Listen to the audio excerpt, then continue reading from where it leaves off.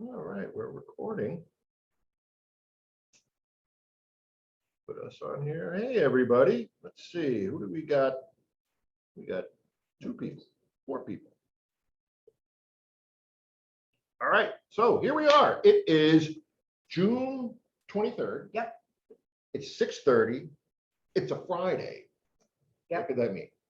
That means it's time for Spirit of Science. That means it's time for the Spirit of Science. My name is Dan. I'm here with my fiance, Matilda Garrido, in the ghost word, and with my enigmatic friend, other fiance, side piece, Dr. Lee. Hello, Dr. Lee. Hello. There he is. And we are in Mrs. Treadwell's bedroom tonight. Maybe we can get a cameraman to do a little pan.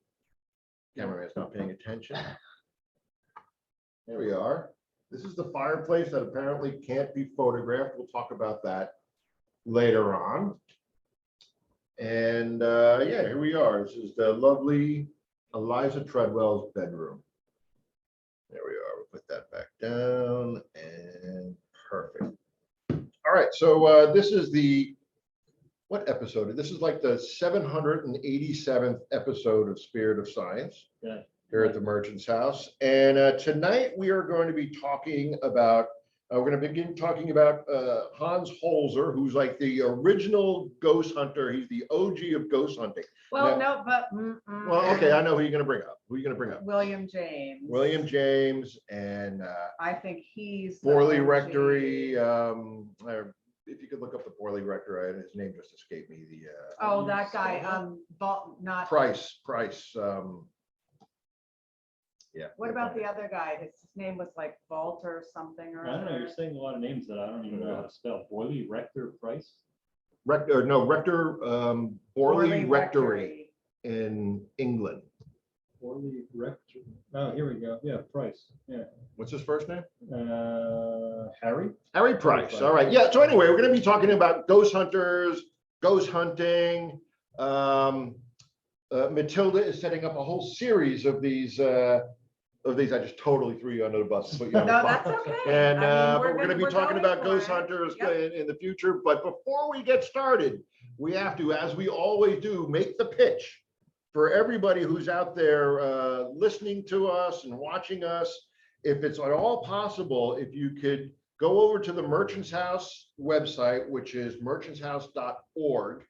And the Merchant's House is in a fight to the death cage match with some developers right next door and who want to put up a hotel right next to and probably touching the Merchant's House. Now, if they do that, it's just curtains for the Merchant's House because, you know, they have brought in and spent, you know, hundreds of thousands of dollars and brought in engineers who concluded that if this work happens next to the Merchant's House, everything in the Merchant's House will just crumble. This is all original, you know, plaster work and the crown moldings. I'm looking at them, they're beautiful, and they would just be dust. It would just be chalk dust on the floor if these guys are, if this development team is allowed to put up this nasty hotel. We've got too many hotels in New York City and they attract too many people. We need to start getting rid of the hotels and start weeding out some of these people. We got too many people in here. So if it's at all possible, come to the Merchant's House, take a tour. All the money that you spend at the Merchant's House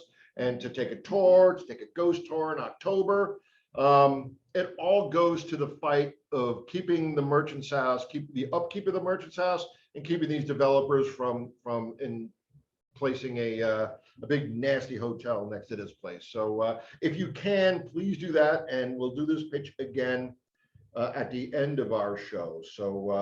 So thank you in advance for taking care of that. Also, any questions or comments or anything you want to make, we have a little question and answer tab. And Diane said hello to me and all my fiancés. So Hi, Diane. hello to everybody. Really not my fiancés. I'm just kidding. Lee's married. So is Matilda. I'm single. And but here we are. We're going to talk about, let's talk about Hans Holzer first. Okay. And when was like the first time you guys have come across his name? Well, I mean, for me, it had to be in connection with the Amityville Horror. Growing up in Brooklyn, you know, what happened in Long Island was my backyard, essentially. Mhm. And I was actually aware and cognizant when that story came out. Read the book and was terrified, literally terrified Mhm. at the book, but also very interested in it. Right. Right? Saw the movie. And So were there like news stories at the time, like before the movie and book and all that stuff? Yeah, I remember not the ghost stuff, but I remember when Ron Defeo killed his family. He Right. killed his mom, his dad, 2 sisters and 2 brothers. I remember that. Mm, Because I grew up not far from, like maybe 45 minutes an hour from the house. And in fact, when we were old enough to drive and go out and drink beers and get 6-packs, you would, what's that? Everybody would go around there. Oh, yeah. Oh, you'd Yeah. bring the girl, you know, Yeah. if you were out with the girls, you're like, let's to go to look the at the, Amityville Horror the House. windows. Yeah, and that's before yeah. they changed the windows. But right? you know, when you went out there on a Friday and a Saturday night, there were other people doing the exact Yeah, same yeah, thing. I So bet. it's like going to the Sopranos house now. I mean, Right, down to the Sopranos house, there's always somebody pulling up, taking a picture. So yeah, I remember, like you, I remember, being on Long Island, Mhm.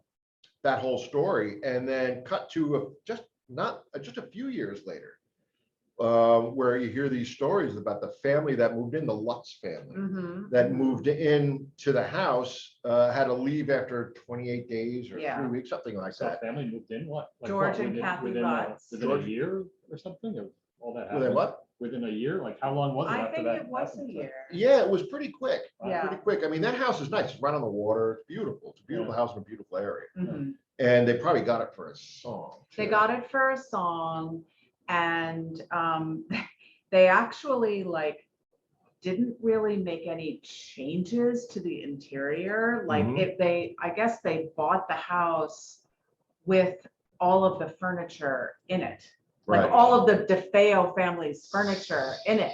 And I think actually one of the beds in which one of the daughters Oh was my God. murdered in was still in the house. That's creepy. Jeez. So, I mean, And they were shot in bed, so sort of, it yes. was probably a mess. you Yes. know? So Jeez. it kind of seems like the Lutzes were, maybe there was already something going on with them, they were Like a seeking little- attention or like Well, Satanists or something or what? maybe just a little weird, Yeah, I okay, guess. yeah. I listened to this great, you ever listened to the podcast You're Wrong About? Have you ever heard that podcast? No. So they did a whole thing. So what they do is they take these cultural icons and they distill it and break it down and go back in time. And they did a great one on the Amityville Horror. Cool. Basically, I think George Lutz was physically abusive to his kids Yeah. and to his wife.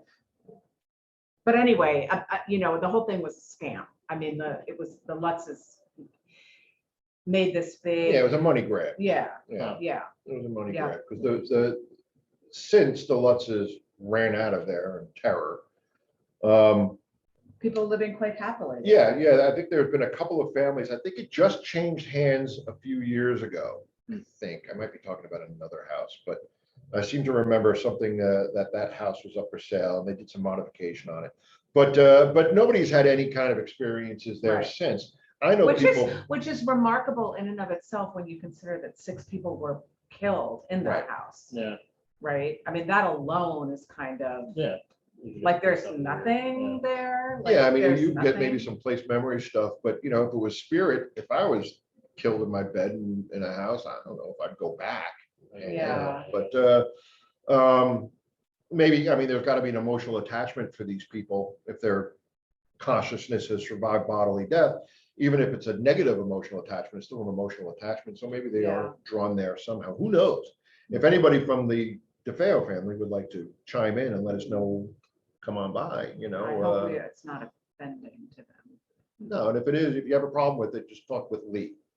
Follow him. Yeah. And but yeah, I know people that have investigated that house, and they told me that some rooms in the book, there's like some room in the basement Yeah, that's that supposedly a basement red room, and it portal, just yeah. wasn't even there.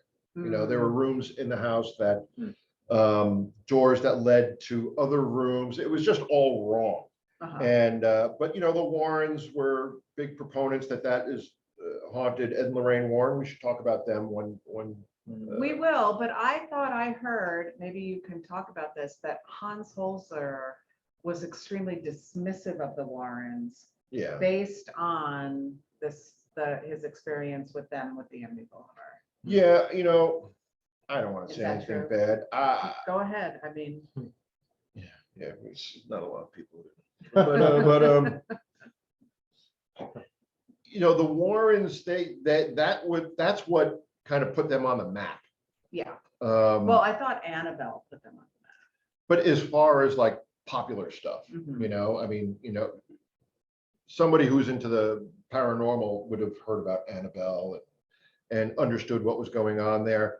But just the general public, somebody reading the newspaper, it wasn't until the Amityville Horror, and they brought in ghost hunters, where the public was like, oh, these two people, that this is what they do. And then their career as professional ghost hunters, and I don't want to call them parapsychologists because that would be rude to parapsychologists, and I met them both.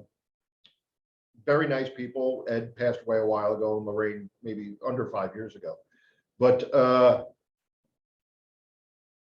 you got to make a living, and that's how they paid their bills doing this stuff. So Yeah. so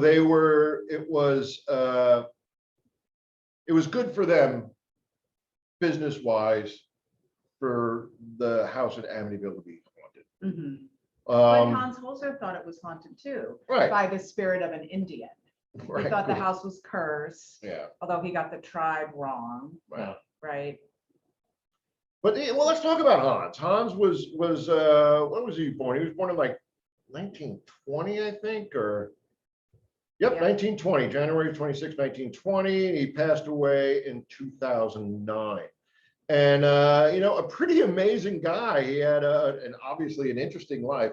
He And was you've met him. You've met him. I've And met you'll him show a us the few picture. times. Yeah, we'll show a picture of him. And he was when I met him, it was a couple of years before he passed away.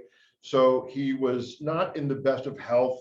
He was confused about some things, but he was still sharp as a tack, Mm. and a lot of fun to hang around. We became chums, and I would go visit him when I could. And he lived on the Upper West Side. He had a really, really cool apartment. I was telling Matilda when the first time I met him, An attractive nurse. right. I don't want to get on to that because it would make me sound even creepier than doing a show about ghosts. But I'll tell you the story how I met Hans. I was running an employment agency at this time, and one of the girls that was working with us, she was a writer, a freelance writer, and she had moved to New York to get into the writing business, and she had I didn't tell anybody what I did at the time. Nobody knew that I was doing this kind of stuff. What employment business were you running though? What did people do? It was mostly domestic house cleaning, and we had like 12,000 clients. We had- You owned a house cleaning Yeah, agency? no, I ran it. Cool. But yeah, done lots of things. But we had like 250 cleaners working with us. We had 12,000 clients. We would do over 100 jobs. Yeah, it was nuts. It was the biggest. New York Magazine comes out with the best place to get a haircut. Plus, we got that 7 times. Wow. So, what was the name of it? White Glove Elite. I don't know why this is so funny. That's to me. really cool. How come you're not doing that anymore? It just I needed a change and got out of there. It was there was lots of reasons. White glove. That's potentially a really good job for like ghost hunting, because like you just kind of go in with the cleaners and Yeah. like, Yeah, right? yeah. Did you take advantage? Well, No, I don't want didn't. to say No, I didn't. Took advantage of a lot of things, but not that. But anyway, so this girl comes in, and I wanted to see if she came into the office, and I wanted to see if she wanted a job for that evening. And she goes, I can't. I got to go interview this guy. He's like a ghost hunter or something. So it's going to be kind of cool. And I said, really? I said, do you know what I do? And she said, no, I don't know what you do when you're not here. So I explained it to her, and she goes, well, have you ever heard of a guy named Hans Holzer? And like I said to Matilda, I said, that's like asking an actor, have you ever heard of Marlon Brando? Because everybody knows, who's ghosts, and they should know who Hans Holzer is. And so I said, yeah, holy cow. She goes, well, do you want to come with me? And I was like, yeah, sure, I want to come with you. So I got a chance to meet him, and he was really, really just a lovely man, and he was happy to have visitors and guests. He wasn't able to get around too well. He was on a walker and needed a lift chair to get out of his chair, which he didn't have at the time. But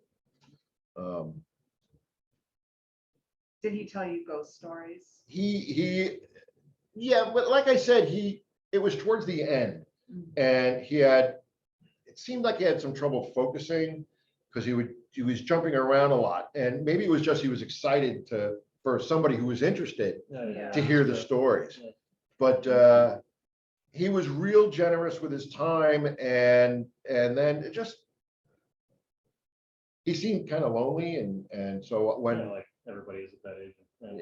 yeah, he was in his late 80s, so I would go up and visit him when I could, and so I spent a fair amount of time with him. He was kind of cool, and I was sad when he passed. It was sad. I definitely felt like I had lost a friend.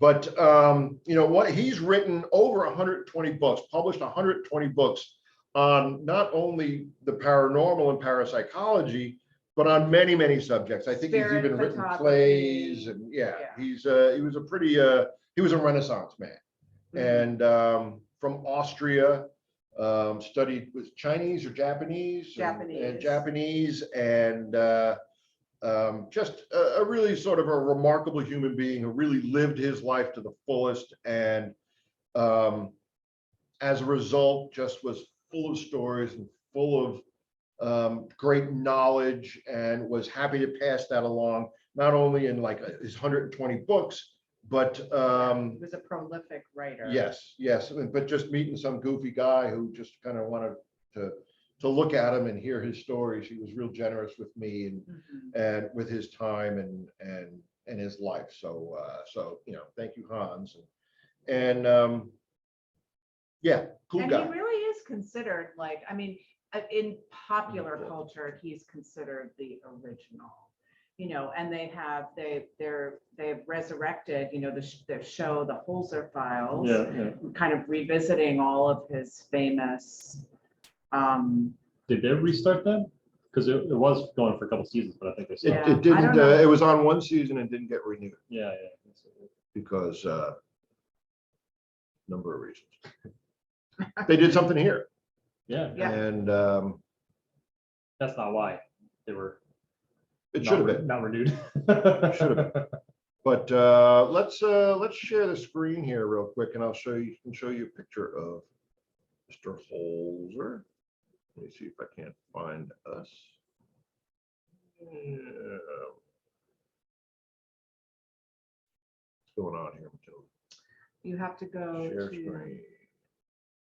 click that. Share screen. Right, that one. Nope, I just got to pull it up.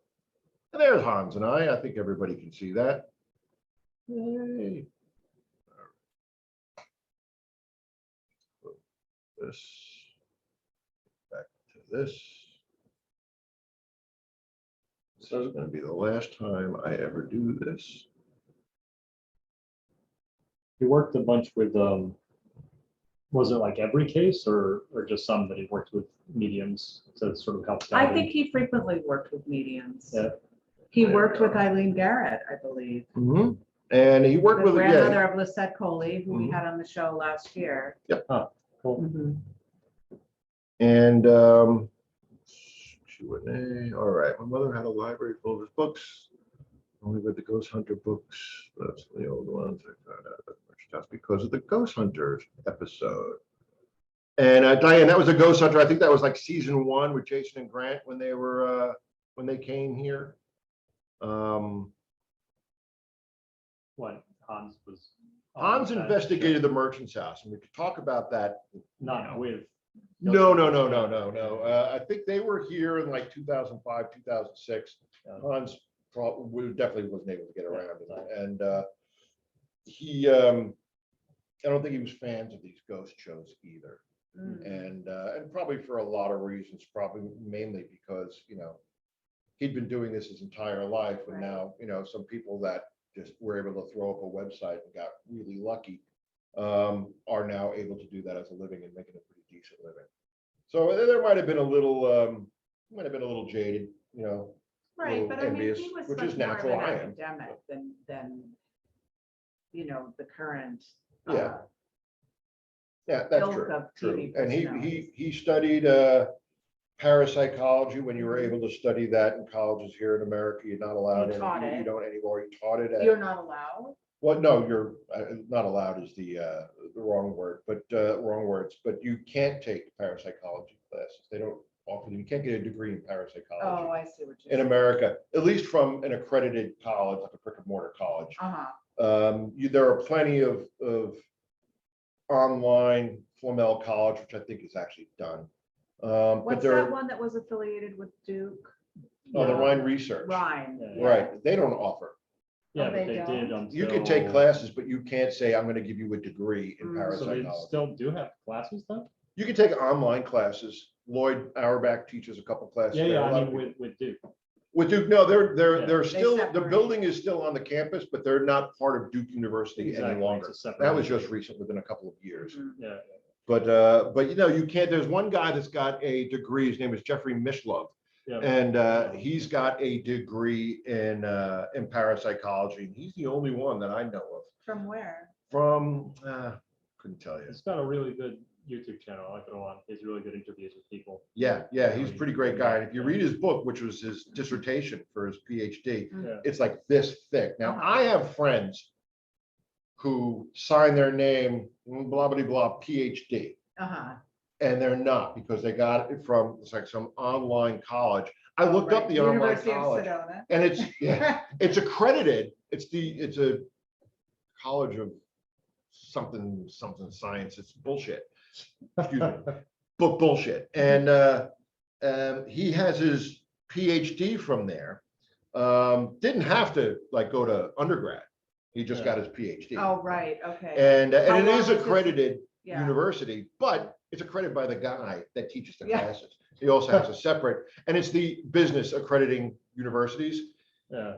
And his is the only one that's accredited, but he's got an accredited college. And so I guess people could say, yeah, I have a PhD from an accredited college, but they don't. It's bullshit. And Which but- apparently with Hans too, there's some little question. controversy on Yeah, whether or not. And controversy. you could say Lloyd Auerbach is not a parapsychologist because he doesn't have a degree in parapsychology, but he is. Whatever.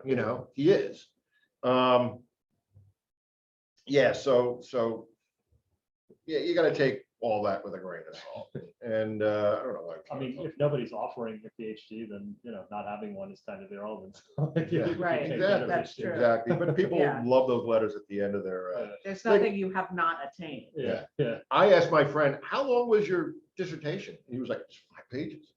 I was like, Yeah. I said, "You know what Jeffrey Mishlov's? It was like about 800 pages." Yes. Book, it's gigantic. But Hans was the real deal. He wasn't a guy that was faking it. He obviously wasn't a person that was looking to get on TV. They didn't have TV basically Right. when he was running around doing his investigations all over the world. Now he became very, very popular too in like society and the social circles.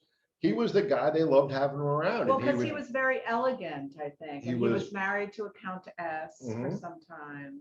Yeah, He was like, because he was from Austria, so he had that sort of European panache. right. He had an that accent. Didn't time. sound like he was Yeah. from Brooklyn. That's He was Yeah.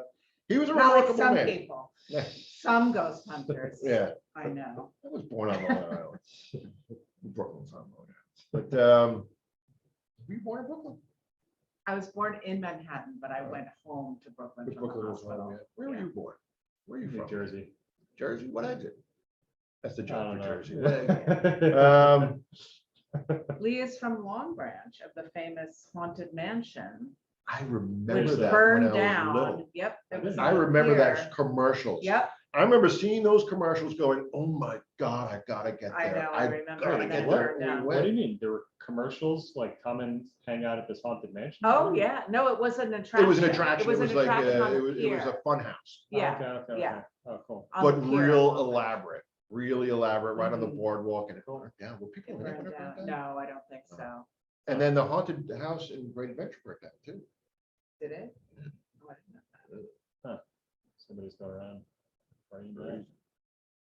Anyway, Anyway, yeah, so Hans was a pretty remarkable guy, and he ran around with psychic mediums, and he worked with a woman pretty much exclusively. While he worked with many of them, he worked with a woman pretty much exclusively. They came here, they did investigations at all the places I've done investigations here in the city. This is a great book if you want to read about his investigations. He's got them all in here. It's a massive book. He even signed it for me. Let's see his signature. There he is. Nice. Who did? such a show off. Yeah. I didn't read all the great things that he wrote about me, but that's yeah, that was Hans, and he was doing these investigations without stupid cameras people are using now, without electronic voice recorders, without zero lux cameras and night vision. He was So considering that, like, how was he just like listening to what the mediums, like, how was he getting feedback? he was How recording the mediums and asked them questions like using a Ouija board, but he So was then using that. that means that must have been like almost exclusively how we did back and forth, whatever. Yeah, communication. So yeah. almost always had a medium. The mediums would go into trance, Mhm. and they would come out and speak as Mr. Treadwell if they were here. Yeah. Now, the investigation that he did here, it was pretty thorough, and he wrote a lot about it, but it was kind of way off. Yeah. He writes about Sarah. He doesn't talk about Gertrude that much, but he talks about Sarah a lot and how Sarah had never gotten married, but became pregnant through her boyfriend, who wasn't allowed at the house. She would go through a trap door, which was in this hallway right here. We're in Eliza's bedroom, and there is a little walkway that goes into Mr. Treadwell's bedroom right on the other side.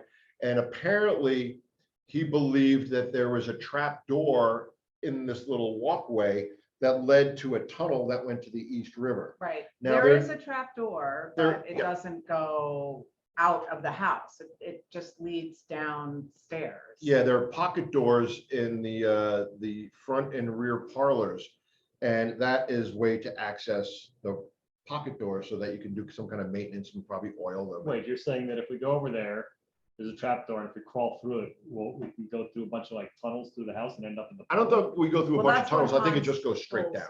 That's You just what, fall through this floor and fall onto the floor in the first. Now, I don't floor? think you fall onto the floor. I think you're on top of the pocket doors. it's so like that a you little can oil. ledge so that you can fix the pocket doors. Got it. But Hans Holzer made it said that, Yeah, yes, effectively, that it essentially was a a tunnel. Yeah. a And then series that of tunnels. Sarah had, she used to go through those tunnels to go meet her boyfriend, and then sneak back into the house, because Mr. Treadwell, this house had 700 locks and he had the 700 keys, except for that one door, but which Sarah apparently was able to come and go as she pleased. Like with no one noticing that With she's no one opening noticing. up Well, the, I mean, and they- in her huge hoop skirt, Yeah. shimmying Crawling through the down. tunnels. Right, yeah. Not suspicious as girl popping up through a Right. manhole cover Right. over by Oh, the river. and it's right between her parents' bedrooms too. So like, Oh, that's she'd true. never get caught. Yeah, there's literally no way to get to that if the trap door is there, except by going into the bedroom and going through it. Yeah, so there was, I mean, this is what the medium, and there was also an African-American, a former slave who worked here, an older fella.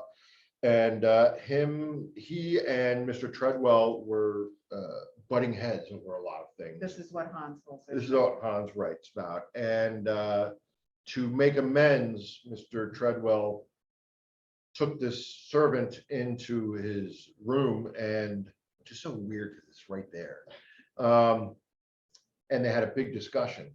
And apparently, Mr. Treadwell said, "You have to take care of this baby. Get rid of it." And that's what happened. Sarah's baby. Sarah's baby, when she gave birth, the servant killed the baby and disposed of the body, and to bring no shame and controversy to the family. All of which isn't true. Right. And so Hans Holzer heard this through the medium. Yeah.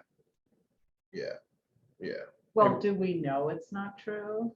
I mean, do we Pretty- really 100% know? Yeah, that I it's mean, I not? guess, I don't know 100% true that, I wanna check out your that name tunnel. is Matilda, I mean, so look at Lee, Lee's No, going to he's- look no, for he a wants to trap look door. for the trap Oh, door. here it is.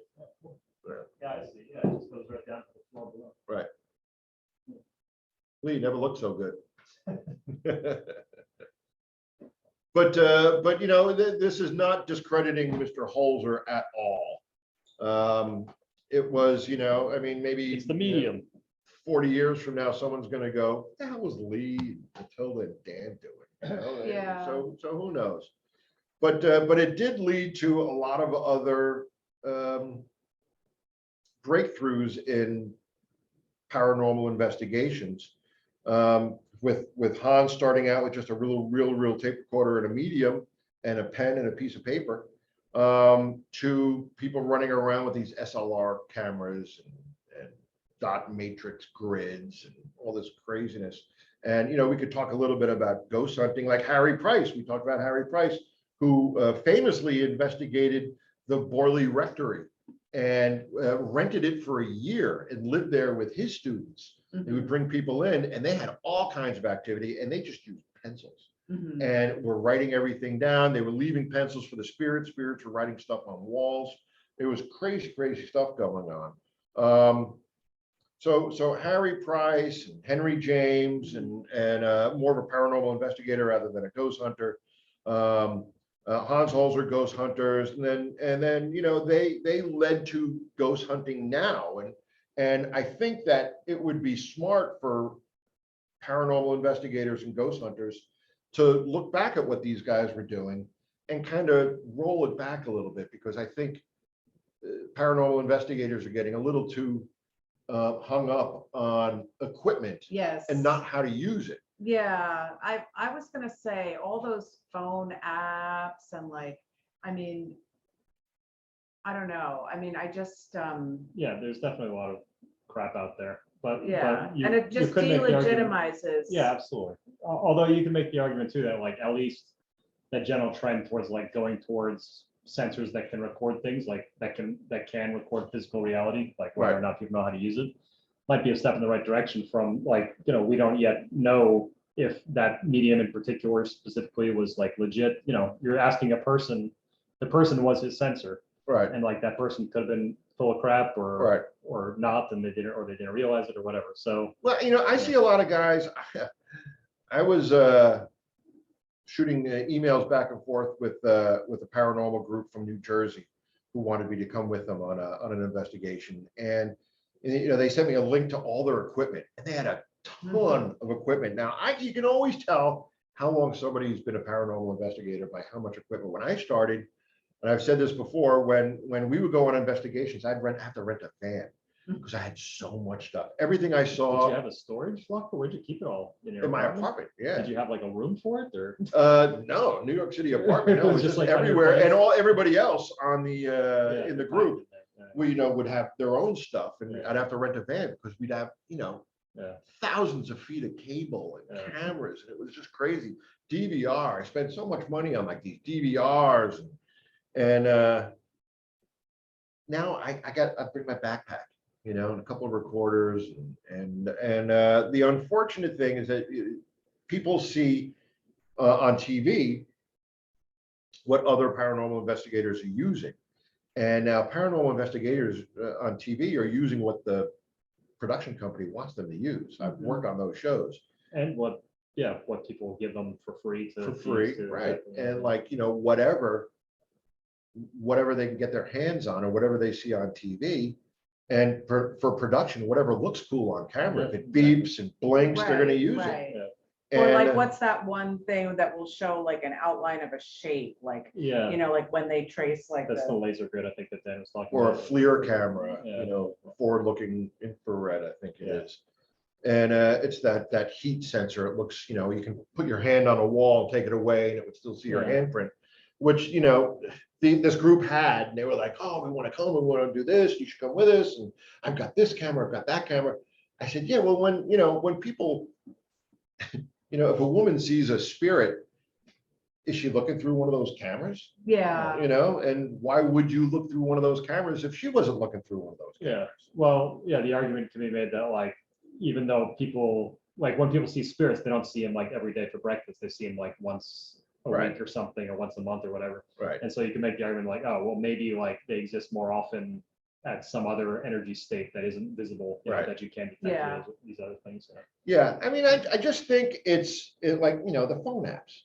Yes. or just- Yeah, there's some blatantly ridiculous stuff like that. And then even the other stuff, like you said, like if you don't know how to use it right, it's more than Right. worthless. Like the heat cameras, like there's so many ways to like misread what you're seeing Yeah. in the thermal imaging cameras. Like you said, the hand on the wall, like, you know, you might not realize how long that heat stays on the wall. Yeah. The heat reflects in mirrors too. So, you know, all kinds of Footprints, interesting stuff. you Yeah, walk exactly. somebody sitting in a chair, Yeah. gets up and leaves, and you come in with your FLIR camera and you Yeah. see the impression that somebody was sitting on a chair and Yeah. suddenly the ghost is sitting there. And, Right. and also, it's not even showing necessarily the heat of objects too. Like the reflectivity of the objects has a huge effect as well. So Right. like it causes all these kind of false positives, which, Right. yeah, you have to. See, and that's why it's so great. I'm going to stroke you big time here, Lee. That's why it's so great having somebody like you here Yeah, working. that's the thing. Yeah, even me though, like, you know, I'm still learning too. Like Right. the biggest thing to just keep in mind is like, you know, if you see something weird, just like dig into it more. Don't Yeah. immediately put on YouTube and say like I saw a ghost. because- Yeah. I was speaking with somebody. He told me that his natural EMF meter also picked up man-made. You Yeah. could do both. Yeah, And the one that he had, I said, well, no, it doesn't. Yeah. It doesn't. Yeah. It filters that out. That's the whole point of it being a Yeah. natural EMF. And he's going on and on. Well, mine does. I said, well, what's it calibrated at? Scientist, what's it calibrated at? He had Yeah. no idea what I was talking about. Yeah. I said, so how do you know how that works if you don't know how it works? Yeah. And so that kind of stuff, people are running around. There is no equipment out there that has been built for ghost hunting that can find a ghost. Well, It's, also it's when not people- Lee's building stuff that might be working, well, but yeah. there's nothing out there. A K2 meter is not a ghost I meter. mean, the real answer is we don't know what, Right. and we don't even know if ghosts exist, so we have Exactly. no way to know whether we can detect them or not. Well, but That's the also real when answer. people see a ghost, they don't see a mist, they see a person, and then they later find out that that person did not exist, Sometimes right? sometimes people absolutely see mists and stuff like that too. Well, a mist, but they don't see like a ghost, like we think. When of, somebody like- sees an apparition, and for Yeah. me, when somebody, gets a hold of me and they say, I've seen a ghost. I said, well, what does the ghost look like? Well, if I could see through it, and that's, a TV ghost. Right. And for what Casper. really gets me going is when somebody says, I thought I was talking to a real person. Couldn't Yes, see through them. They look 3D. And it's not because the person was standing in front of them. I mean, I think that's here. I think that's here. I think they're projecting what they want us to see. mhm, And then we perceive that in front of us. And that's happened here at the mm, merchant's house where people said, that docent up on the third yes, floor in the yes. period clothing. Wow, they were so helpful. And they answered all my questions. Yeah. Well, the docents here at the merchant's house don't wear period Right. clothing. And Maybe so they'll somebody pull comes out. in through the trap door, sits up there, Yeah, gives tours. they're and all then wet leaves. from coming in from the East River and they need a towel. And yeah, so I think ghost hunting has, we can learn a lot from going back and dealing with Mr. Holzer and Harry Price and go back and watch some early video of Lloyd Auerbach doing investigations.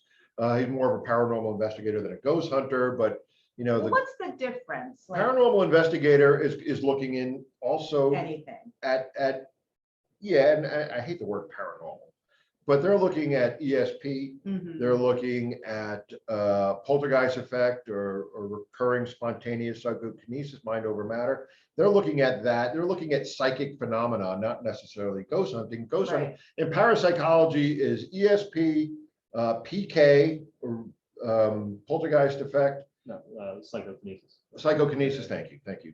Psychokinesis and survivalism, which is What's the that? ghost survivalism, Oh. is consciousness survived bodily death. Oh. And that's the sexy part. That's what people like to hear. They don't want to watch a guy looking at the Zener cards, picking up cards. They want to hear ghost stories, and everybody does. I do. Yeah. So, but a ghost hunter is just going to go and I think going for the experience, which there's nothing wrong with that at all. Mhm. It's cool when you have an experience and it's fun and it's exciting. Well, so let me ask a question because, and this is going to sound weird, but what did he get right? Because we know that he got this wrong here at the merchant's house. We know he got the Amityville horror wrong. Well, you know, we So what legitimized him in people's eyes, do you think? I think he was the only guy people knew about Okay. doing it. And he was charming Mhm. and he presented it well and he was convincing. Right. And like you said, he was plugged into, he had a countess for a wife, Mhm, he was this Austrian and came here and he was always dressed to the nines and had a seance and he was very, very plugged into high society. And so it made him popular. People wrote about him. I'm sure he loved people writing about him. Yeah. He kept churning out, hundreds Well, of books. 120 120 books, books, right? yeah. Yeah. Yeah. And, not just like little paperbacks, but it's a Yeah. thick book. And, yeah, so you'd have to go through all his cases and redo them. And, maybe that would be fun to do one day. But, you could talk about paranormal investigators and ghost hunters now and say, what have they got right? Yeah. Because there's going to, for every one person you say, oh, you know what? The ghost hunters or ghost adventurers, they were right on about this. There's going to be 10 people that say that's BS. Yeah. So, I mean, although asking what he got right it sounds like it's equivalent to asking what the medium that he worked with got right. Got You're essentially right, just yeah. Well, dragging that's a medium true. into a house, dropping Yeah. them down and asking what they saw. So Right. Yeah. he almost, all he was doing was writing books and recording what they said, Right. kind of, right? I mean, he was asking the right questions and stuff like that, but Yeah. like the medium was really the one getting things right and Right. wrong. And he was, I guess you could say he was the scientist part Mhm. and, Yeah, trying and to analyze the the, answers and right. And compile them Yeah. and then unfortunately probably interpret them as well, Yeah. because his interpretation of something might be it's true. completely Mediums different than, get kind of cryptic, right. And then he might responses interpret sometimes, it to his way of thinking. Yeah. And then that's what we get. And it could be way off base. Yeah, so that's tough, one, that's tough, and two, you're relying hugely on an individual or Right. two individuals or whatever that you work with. That's, you combine all that stuff. Now, Lee, as a scientist, which would you put more reliability in? Like a A medium. or medium, sensor. like a vetted medium, like somebody Yeah. who's gone through, Yeah, the ringer and said, all right, this is like the real deal. yeah, I don't medium. know. That's a really good question. I mean, like, the thing is, like, I use just kind of all information to try to guide my research, but like, if you want to prove something scientifically, you could do that with a medium, but like, you would do that in like much more controlled ways than like taking them to a purportedly haunted location, and Right. doing that. And that would just be an experiment of that, essentially just testing the medium, which, some people are doing. But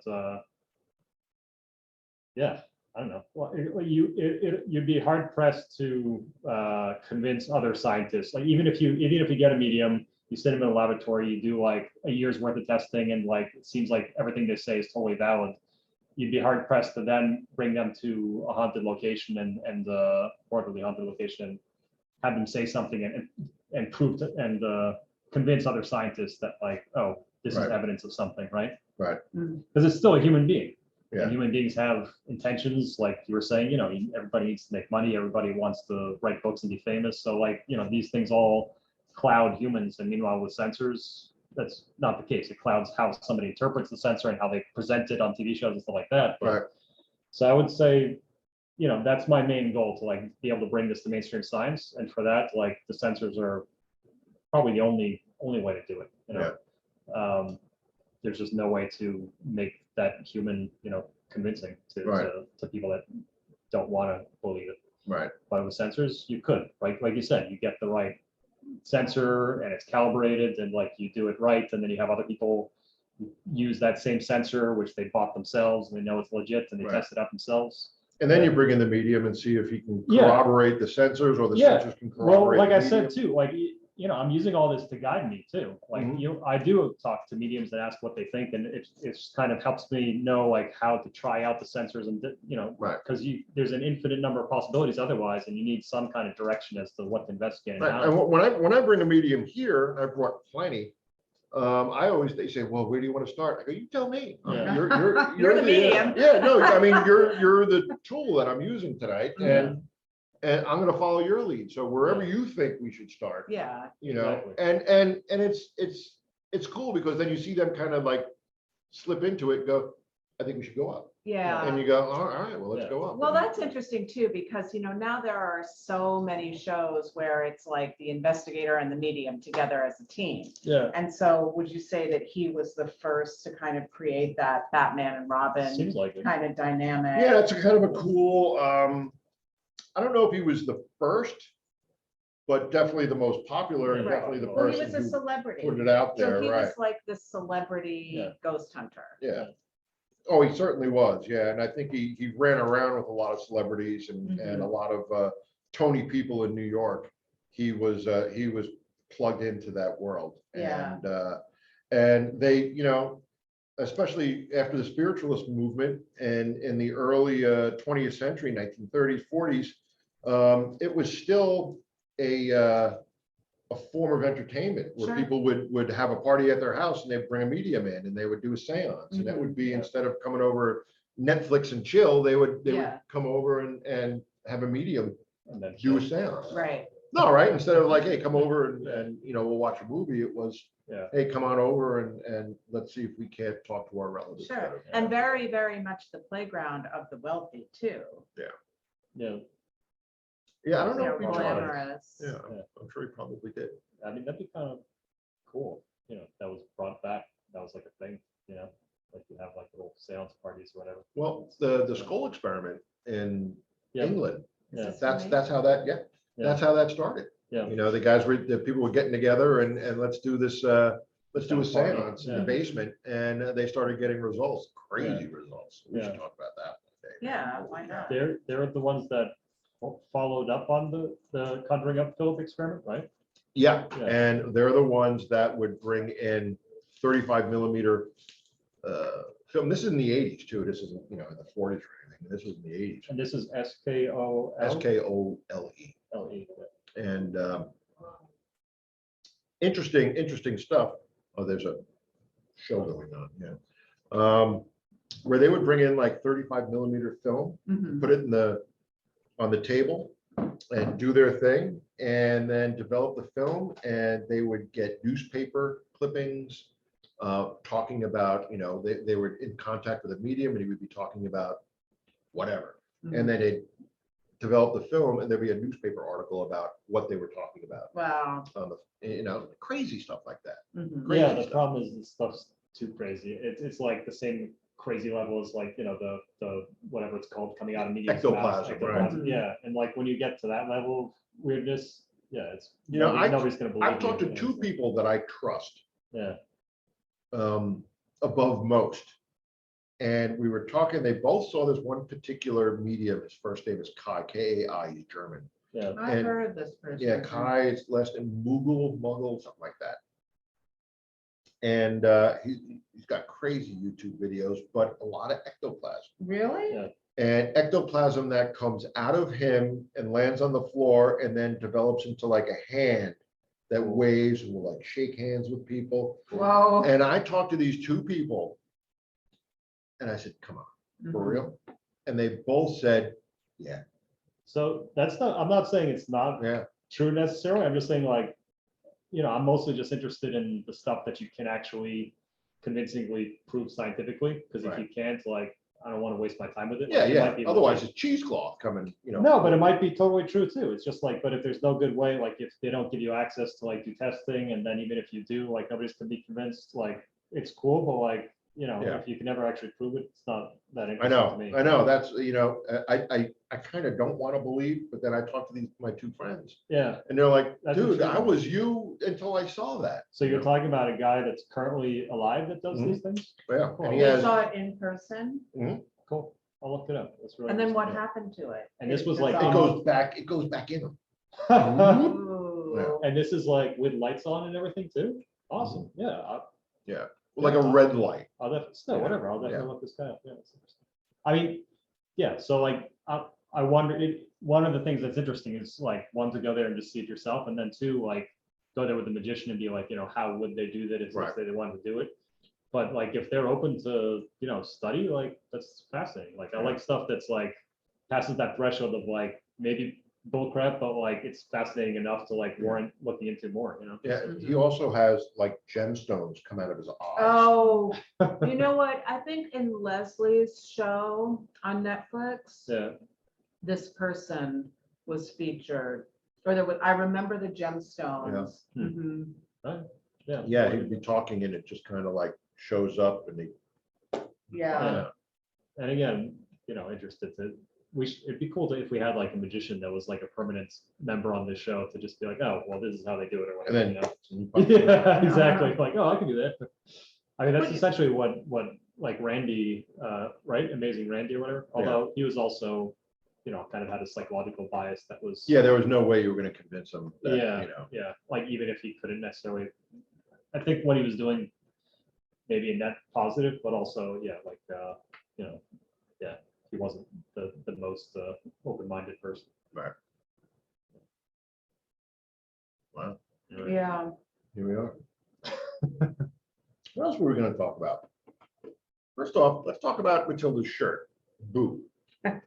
Love that shirt. Thank you. You're welcome. We should sell T-shirts in the Merchant's House store. We Right? should. That'd be cool. I sell t-shirts.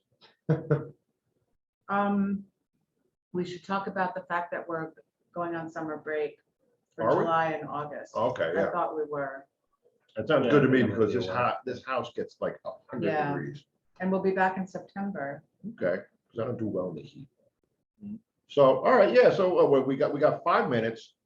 We'll start wrapping it up now. I'm not sure in September what our next show will be, but maybe it'll be along the same lines as Ghost Hunters maybe, and leading up to October. Mhm. You guys, if you want to come in and hear all the EVP and hear about all the work that Lee and I and Matilda are doing here at the Merchant's House, the best way to do that would be to book a ghost tour during the Halloween season. They do it here, I think it's going to be a whole week. And Yeah. they run these ghost tours like a clock, man. They start they're 45 minutes to an hour, and they just churn them out. And you come in and you get a really, really great tour. I do some of them, and we have a lot of fun. But you get a lot of information. And again, like I said earlier, all the money goes straight to the Merchant's House. Nobody takes a cut out of the money. I don't, nobody here does, and the docents, it's all volunteer work. So you can rest assured that all your hard-earned money is going to a good cause, keeping the Merchant's House healthy and open and intact, and away from these developers who want to put this big nasty hotel next to us. Yeah. So, And those so we ghost don't tours want that. sell out pretty quickly. I think they start selling tickets in August. Yeah, and they will sell out within the first few days. Yeah. They're a great ticket, and bring a friend. And then Matilda, there was some other stuff. Oh, yes. July 13th, Thursday, the garden will be open. It's free and free guided tours, and there's music and wine in the garden on Thursday, July 13th, and there'll be one more of those in August this year. So that's a very pleasant way to spend an evening. Is the booze free?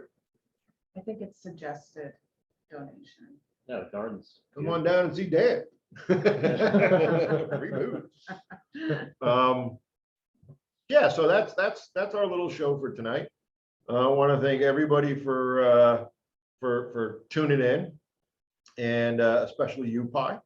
And we love you guys, and we love you, Pi. And thank you for the opportunity to have us in here and talk about all these cool things with people with similar interest. And Diane likes the shirt too. Where'd you get the shirt? Oh, where did I get it? Amazon, where I get everything. Everything. Get it at Diane. Go to Amazon and get the Boo shirt. Yeah, ghost. Just type in ghost t-shirt and it will come up. Okay. Well, that's us. We hope everybody has a great night and a Yep, great great weekend. summer, Stay great safe, couple of months. and we'll see you in September. Bye, everybody. Good night, Lee. There you go. That's Lee saying good night. So long, everybody. Merchantshouse.org. Thank you.